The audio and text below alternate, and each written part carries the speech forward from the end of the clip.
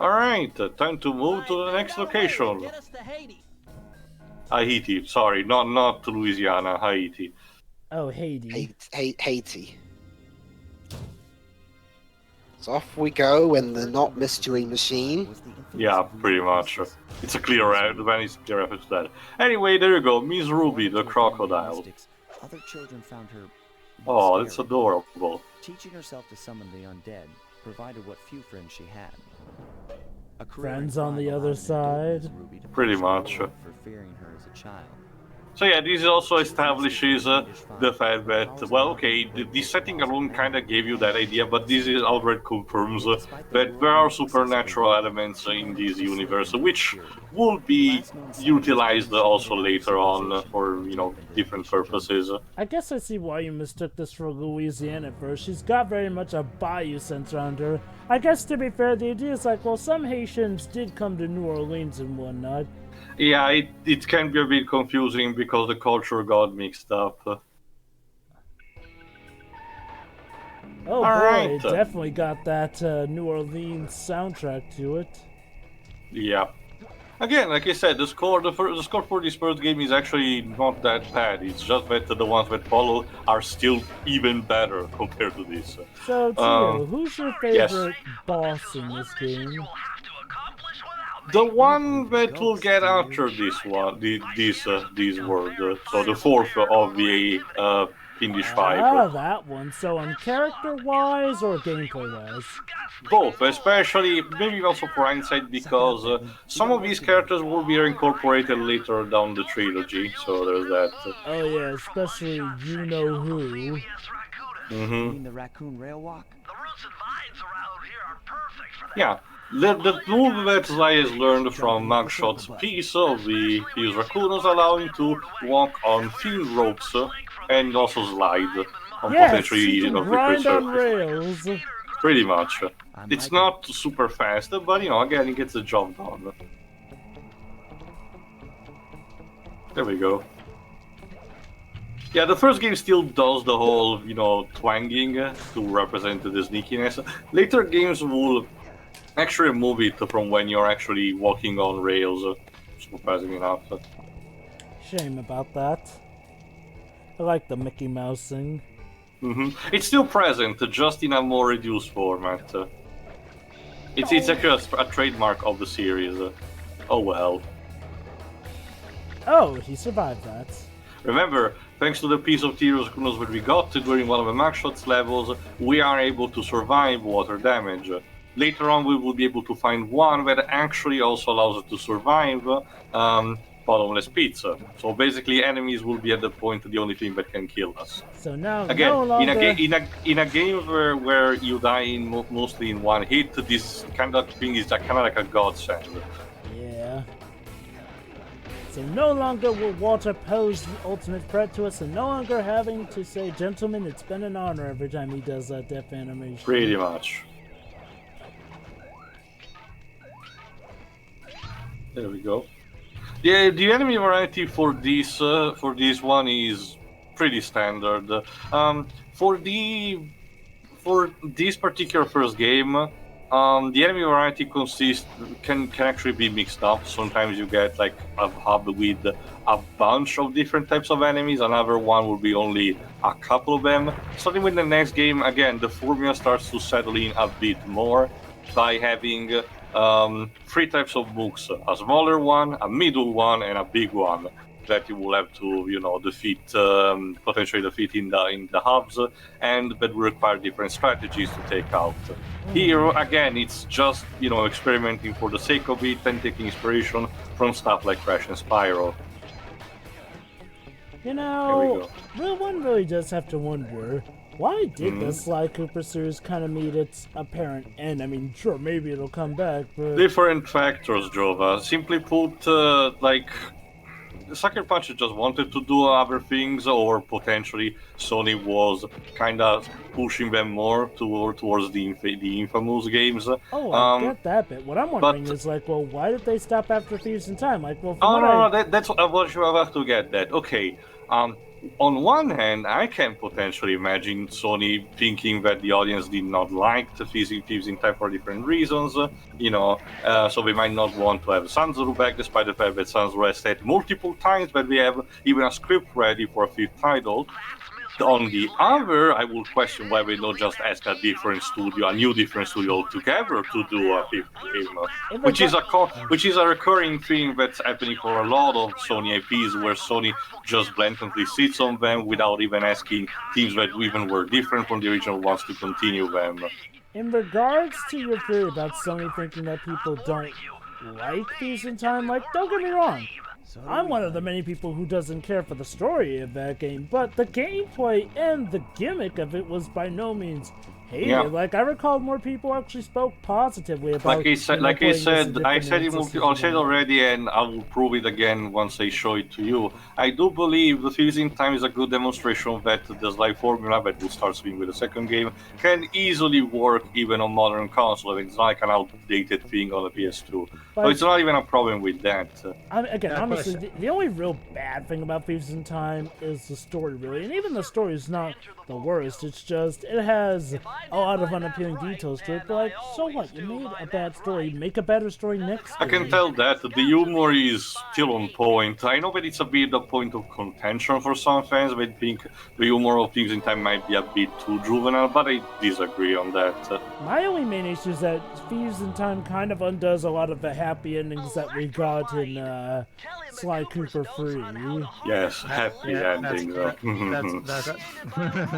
Well, that's always a problem I have when stories do that. Have you guys seen the Jay's review of the Sly games, including 4? No, I only seen Caddy's old retrospect we did a shit ton of years ago. So because basically Jay grew up with the trilogy, for example, the PS2 was his big console from his childhood, and he grew up playing this trilogy, so he's a big Sly fan. And he absolutely detests the 4th game, and it's become a running gag in his channel where basically a lot of times he will insert some kind of Sly 4 sucks joke into it. It's kind of a running joke in, trust me, his subscribers know what I'm talking about. Honestly, I don't blame him. Look, I will concede that Thieves in Time does have good gameplay. But I would not blame anyone for not liking it, because it does change up a lot of stuff, some of which you have to ask, did we really need to do this? Could we maybe not have found a better way? He hates how the humor in, like Theo said, it's more juvenile, and he doesn't like it how the game doesn't take itself seriously at any point in any way, shape, or form. I will talk more about that when we actually get to it about that regard. What are the context? What are the contexts in the when he puts them in reviews? Are they like Sly games? He puts those things in? No. It's something has to do, for example, he also doesn't like the post 2009 Sonic games, for example. And whenever I meant that when he makes reference to it, is it in reviews of other Sly games? That's what I was trying to explain. So if you'll allow me. If a game has some kind of flaw that is similar to the flaws he hates in Sly 4, he'll make a Sly 4 reference, just like in Sly 4 or something along those lines. Basically, Joe, it's because with his Sly 4 review is probably his most well-known, just because of how it's a very intensely passionate review for how much he hates the game because of how much he loves the first 3. So it kind of became kind of a running gag of sorts, where the Sly 4 sucks running gag, basically. Well, I asked that because if there's one thing that I'm not really a huge fan of in review videos, is when they how do I explain it properly? Is when they repeatedly make references to something that someone dislikes, even though what they're actually what the actual subject of the review is has little to nothing to do with it. Well, but it's not like he does a reference that takes 5 minutes of the review or something. It's literally just a 10-second thing where he'll just mention it quickly and then it's back to the review. So it's not like it gets in the way of anything. Anyway, I can understand it's normally on topic enough. Go on to you. Anyway, Miss Ruby, what you just heard now, is voiced by Trescigliana Sparolini, San Francisco woman who this was apparently was one of her very first roles, and apparently her only video game role, because otherwise she has done only TV stuff after this. She's still getting work to this day.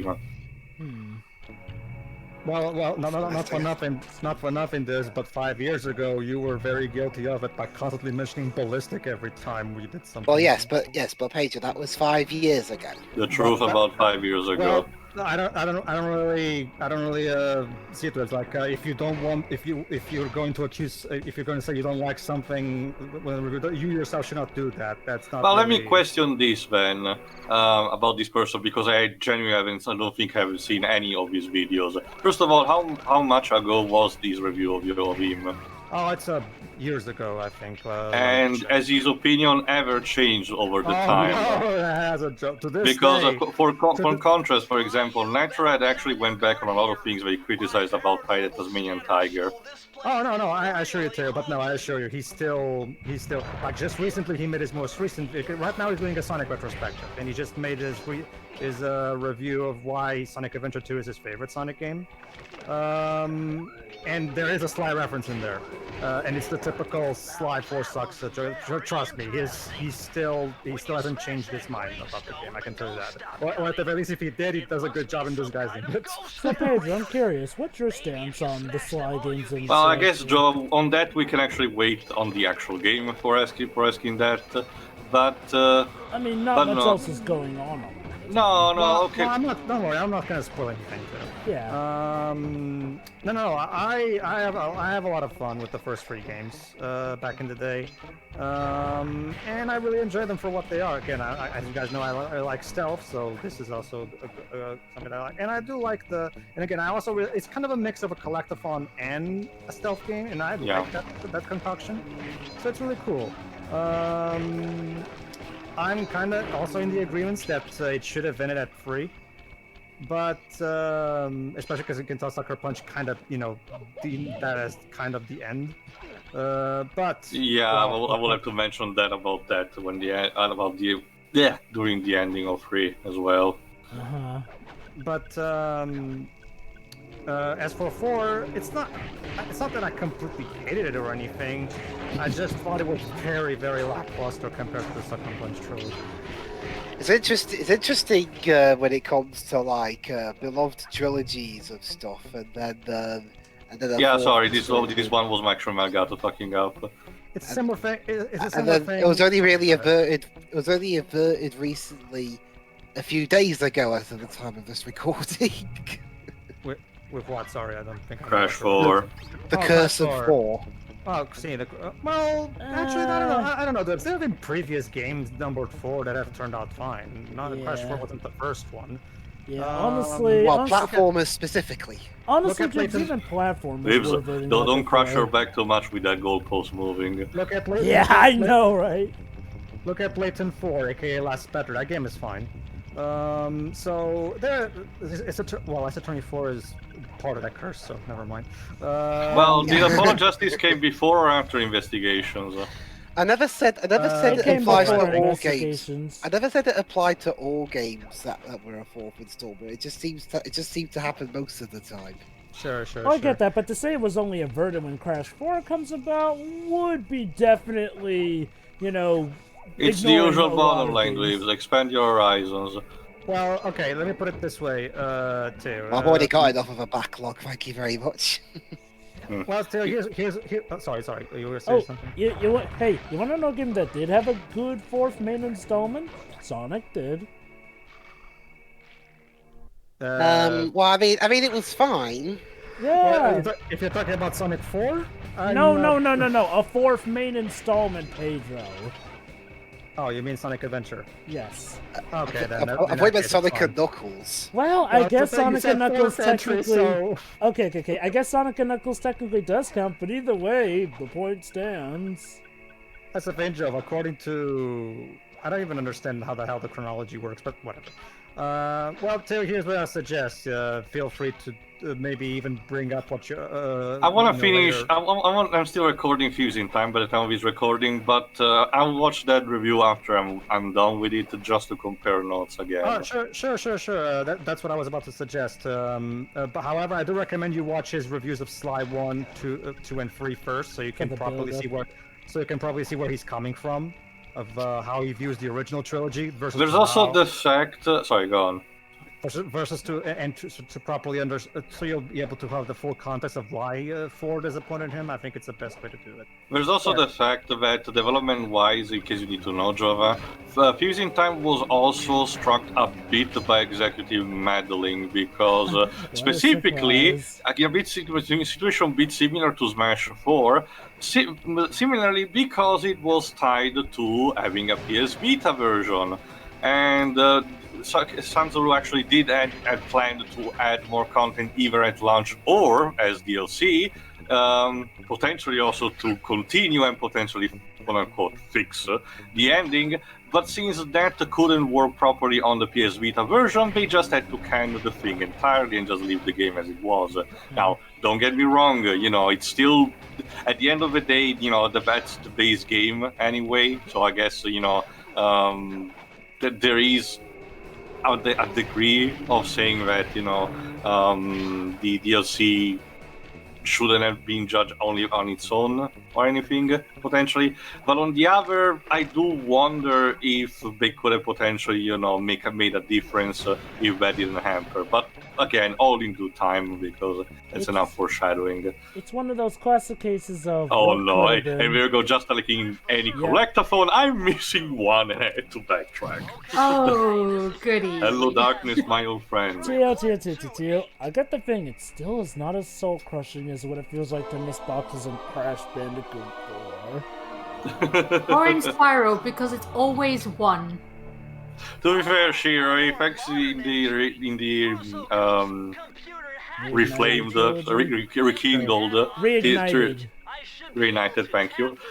You already have, I think, from the get-go the ability to use sparks to point the missing gems. You could always do that in 1, it's just most people didn't know it existed. Oh, okay. Wait, was it 1 or 2, actually, Jova? I think that may have been introduced in 2. Because one of those 2 games already had it. I think it's 2. Because 1 also had its own kind of weird installment weirdness, but 3 actually makes it a power-up that you get from one of the sparks levels. I think the Reignited Trilogy made it so that, just when you get it from the get-go, yeah. Yeah, in all 3 games, I believe. Anyway, to talk a bit more about this set of levels is actually probably the most difficult of the game, because at this point, yes, you have the immunity to water, but the enemies here are a bit relentless, and you have actually a good variety. Oh, let me call Jeff Goldblum. Who do we keep inside there? King Kong? I wonder. I mean, the Miss Ruby is already like an army of ghosts. I'm not sure how much she needs behind that gate. How about some Bayou zombies to throw in the mix? Well, the ghosts represent that. The other mooks are the plant-like monster and the gopher with the fez that represents necromancy. Now, Teo, don't be racist. Ghosts are not the same thing as zombies. Ghosts tend to be able to think for themselves. Zombies, not always. I still actually had to play House of the Dead Overkill, but I know that the running gag in that game is that they don't want to use the Z word, the zombie word. Go on, Dweebs. I was going to say there was this joke I heard regarding, being offensive to zombies in Mock the Week. I believe it was something along the lines of, we don't like the word zombies, we prefer newly alive. To be fair, Dweebs, it wasn't zombie but demos, but Doom Eternal also has a joke about that as well. It was also in the trailer. Zombies being offended at being called zombies. No, it was, since Doom Eternal takes place on the invasion of Earth, when the Doom Marine actually gets there, he finds that there is a cult that has actually tried to push demons to actually, get in on Earth properly. And if I recall correctly, they do a joke or like, don't call them demons, call like mortally challenged or something. It's weird. It's the kind of black comedy that Doom tends to have. I mean, remember, the entire reason why the Doom Marine, or now the Doomslayer, goes on his quest to destroy the entirety of Hell, it's because the demons have killed his pet rabbit. Which, to be fair, I kind of will do the same given the circumstances, but, dude, chill out. Theo, since you asked me, might as well answer. The review, his Slide 4 review was 4 years ago. Not even that much, considering that Peace in Time is 2013. That's the thing, Theo. He originally, back in 2016, his first ever review was Sly 1. Oh, so the one of 4 years ago is the revised version. Alright. So basically, that's how much of a Sly fan he is. Like, his first ever review on his channel was Sly 1. So basically, he's one of the big Sly fans on YouTube. Makes sense. This kind of thing. Yeah, but that's the thing, like, poor Sly Cooper, though. I mean, I really do not understand. Remember, Jova, like I said, like I mentioned at the very beginning, he still is the third wheeling in the trinity of the PS2. Again, it's surprising the fact that Insomniac has still managed to fight tooth and nail and Steam push to have Ratchet & Clank games despite everything. Well, actually, Theo, Sean Layden, back when Insomniac was purchased, he did mention when he was asked about Sunset Overdrive, he said, well, for now, we're just going to allow them to continue focusing on stuff like Spider-Man and Ratchet & Clank. So no, that I already knew. I'm not talking specifically about right now, but in general, because again, like I mentioned in the E3 2006 of Sony, Insomniac, by the time of the PS3, they were tasked to do their own more realistic-looking franchise, Resistance, and oh shit! Well, Giant Theo, snake.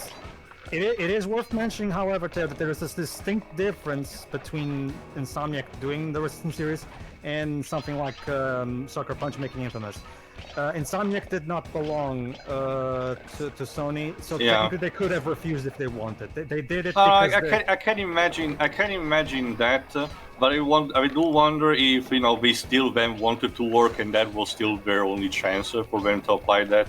Because remember, up until that point, this is all they had done. I do wonder if they had. It's only speculation, of course, but I do wonder if they. Yes, that's a cute snake monster. He didn't snatch us, even though he could have gotten us for some reason. I guess it's just happy to eat branches. Did you see, guys? He was tired and needed a nap. But no, but it's basically, I do wonder if they just decided because they thought it was the best course of action for them to do. Which, to be fair, like you yourself said, while me not agreeing personally on the ending of it, yes, the third game of Sly does feel a bit conclusive on its own. So them moving to something else would have made sense. It's just the way they prefer to do that. Well, in that case, too, you might find interest. Because Jay actually does agree with you when it comes to Sly 3. Like here, just to give you, don't worry, what I'm about to say doesn't spoil anything. Just to give you an idea of the titles of his reviews, and by that I mean the revised ones, not the original primitive 2016 ones. That first year on YouTube type of thing that we all know how it works, right? So Jay, the first review: why the first Sly Cooper is a masterpiece. Then the second review, why Sly 2 is one of my favorite games of all time. Then the third game, why Sly 3 is my least favorite in the trilogy. I'm guessing it is yours as well, Theo, considering what you said. No, I still think the first one because of its every installment weirdness. Okay, then. And for 4, he says, why Fees in Time was a massive disappointment, basically. And it's 55 minutes in length, although Sly 3's review is still longer, with 1 hour and 12 minutes. Damn. Basically, think of him as the Clement of Sly, of the Sly franchise. Alright, then. Alright, in the next part, we finish, and I think, or at the very least, progress towards dismantling Miss Ruby's operation. See ya. Sure. See ya. Yeah.